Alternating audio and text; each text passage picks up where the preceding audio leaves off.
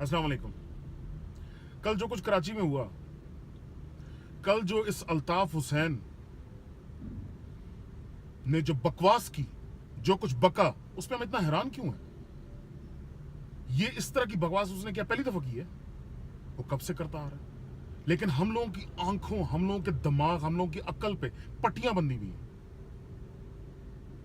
हम में हिम्मत नहीं है गद्दार को गद्दार कहने की। मैं अपनी उस बात पे कायम हूं कि चूंकि इस खित्ते, इस कौम ने आजादी की जो कीमत होती है वो अदा नहीं की, इस वजह से इस कौम को, इस मुल्क की कदर नहीं, और उस कदर ना होने की वजह से इस जैसे गद्दार, इस जैसे कई गद्दार इस मुल्क में बस रहे हैं, इस मुल्क को गुमराह कर रहे हैं, इस कौम को गुमराह कर रहे हैं और इस मुल्क को तबाह कर रहे हैं। और हम सोए में, हम में हिम्मत नहीं है कि हम उठ के इनको गद्दार कह सकें, बल्कि हम इनको उस मनसब पे लाकर बिठा देते हैं कि जहां इनके पास इस मुल्क को तबाह करने की ताकत आ जाती है।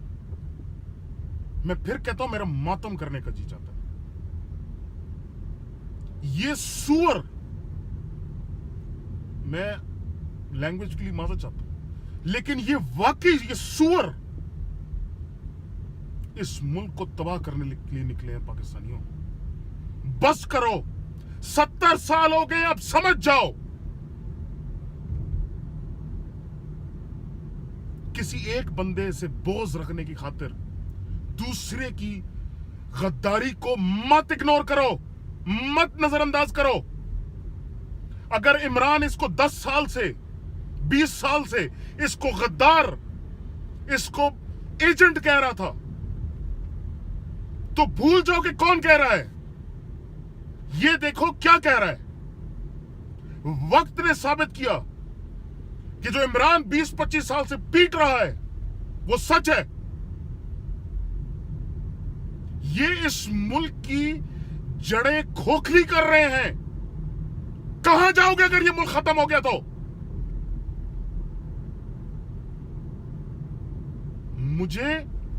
मुझे समझ नहीं आती कि इस मुल्क को अकल कब और किस तरह आएगी, कितनी मारे खाएगी ये, तब इसको अकल आएगी। गद्दारों को टांग दो रोडों पे। ये मुल्क हमारा है, हमने बचाना है इसको।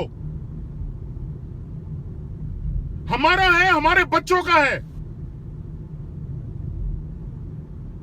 ये 2 टके के सुअर मुल्क से बाहर रहकर अपने टट्टुओं को इस्तेमाल करके इस मुल्क में आग फैला रहे हैं, और हम इनके तमाशा बने में, इनके सामने बेबस हैं हम इनके सामने। हिम्मत करो, इस नासूर को हमने खत्म करना है। ये इस मुल्क का हम पे कर्ज है।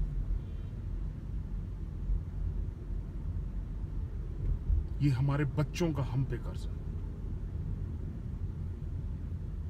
पाकिस्तान जिंदाबाद।